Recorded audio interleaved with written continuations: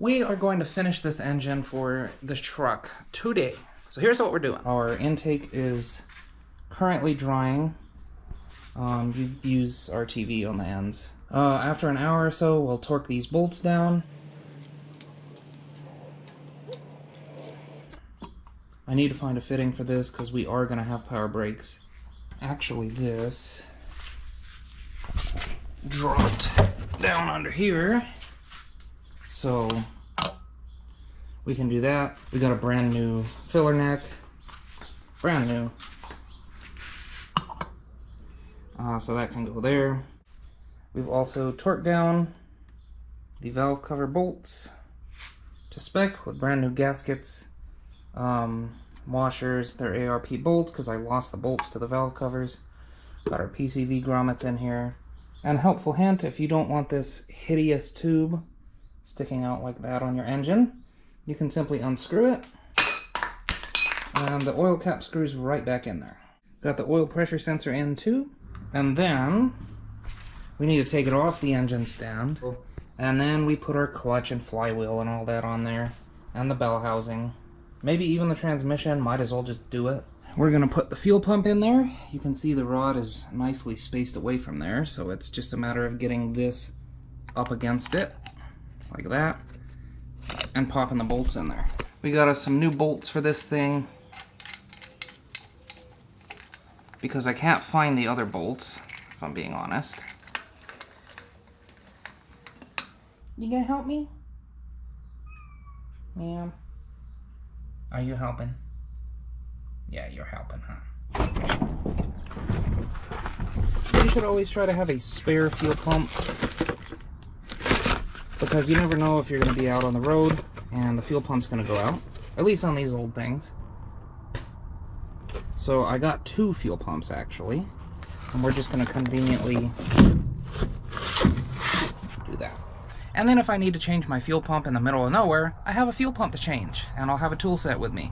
These drive shafts have been sitting here for quite some time, so we're going to clean those up. We're also cleaning up the transmission side yoke, so we can pop that in the transmission so it doesn't leak oil out when we're putting it in the truck. The little section that connects the 2 drive shafts that slips onto the carrier bearing. We're almost done cleaning that up as well. This guy's helping a lot. The motor mounts have been painted, well, half of the motor mounts.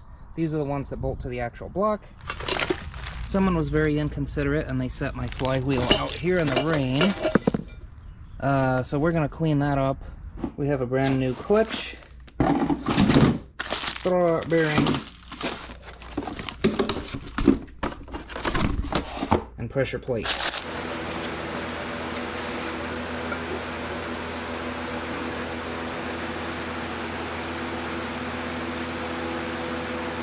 Well, in true dumbass fashion, I'm going to attempt to marry these 2 together my damn self. That's probably not going to go very well. Not so bad.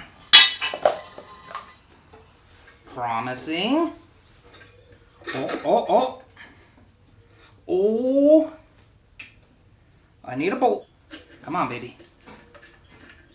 Now, it's a little back heavy, but that's okay. That is okay.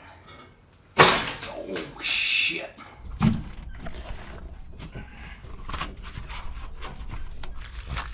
We are going to put a motor mount in here.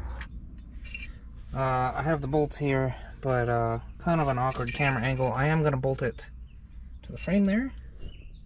And like that, we're done. I'll cut these zip ties off of here. And this is ready to take an engine. Let's go again! Our problem is that these motor mounts are a pain in the ass. So yeah, we're gonna see if we can fix that. Well, it's a good thing that we pushed this thing up in the garage, because it is quite rainy.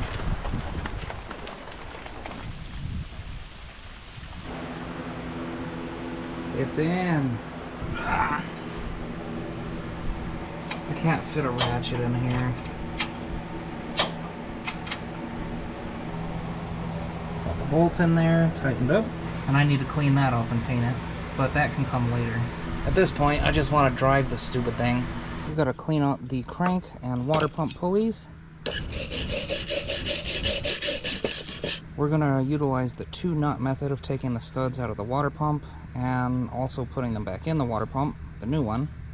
If you're not familiar, you basically just put 2 nuts on the bolt, tighten them up against each other, and then you can spin whichever way you would so please. Oh, the gaskets, you idiot!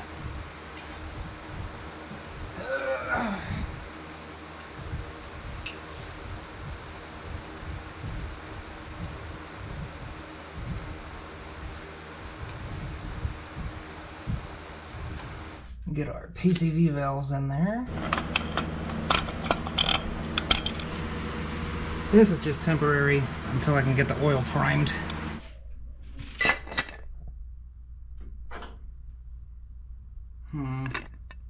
Oh, that's not enough work. Well, passenger side fits like a dream. Got 1/2 inch of space on either side. It hits the shift lever, but I think if I dent this thing up a bit, it'll be fine. That collector exit is not the best.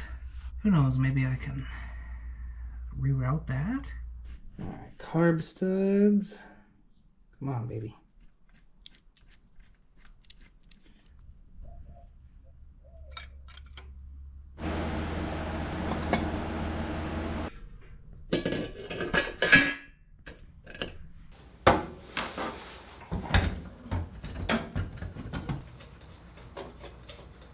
Hard to see, but we're up in here.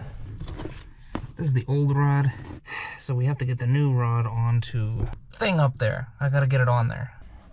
Well, naturally, the old one is bigger than the new one. So, drill it out. Master cylinder.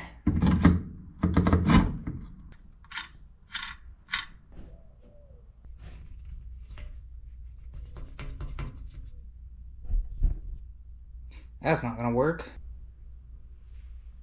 Reusing the ones from my dad's truck, or the one from my dad's truck.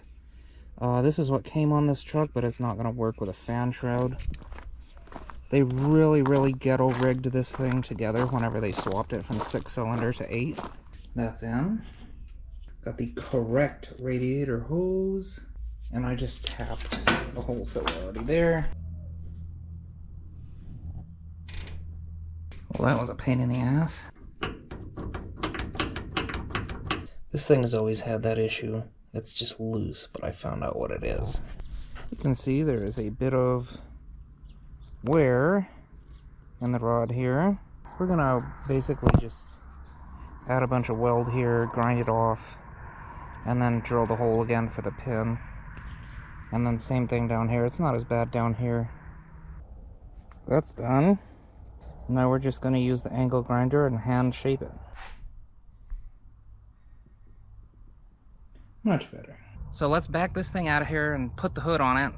We're going to get an exhaust on this thing if we can help it, even if it's just a temporary one, but I think I can get the one off my dad's truck and extend it 2 feet. Worth noting, I'm going to leave the drive shafts out until the engine's broken in and until I can get the transmission linkage hooked up, because I don't need to be taking off out of nowhere. Stupid idea number 73.